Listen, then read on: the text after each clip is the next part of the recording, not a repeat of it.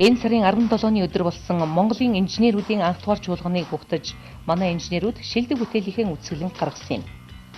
Энэ үцгэлэн хүнс хөдөө аж ахуй хөнгөн үйлдвэрийн яам, боловсрол соёл шинжилгээ ухааны яам хамтран зохион байгуулсан бөгөөд инженерийн ухааны үндэсний академи, хөнгөн үйлдвэрийн судалгаа хөгжлийн хүрээлэн, Улаанбаатар төмөр замын төв засварын үйлдвэр, Монгол Улсын их сургууль, шинжлэх ухааны технологийн их сургууль, хөдөө аж ахуйн их сургууль зэрэг 20 гаруй байгууллагын инженерүүд бүтээл болон судалгааныхаа ажлыг үцгэлэнд бэлэн танилцуулсан юм.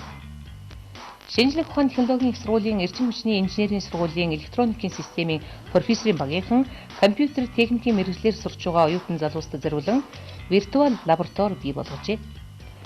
Компьютерийн засвар үйлчилгээний талаарх хичээлийг хийсвэр сэтгэлгээнд тулгуурлан виртуал лабораторид туршиж болох юм. Сургалтын энэ шинэ хэрэглэгдэхүүнийг зайн болон цахим сургалтанд өргөн ашиглах боломжтой юм. Бодитоор байгуулахад өртөг өндөртэй лабораториудыг орон зай, цаг хугацаа, эдийн засгийн хямд виртуал хэлбэрээр загварчилснаар зардал хэмнэж сургалтыг чанартай явуулах нөхцөл бүрдэж байгаа юм.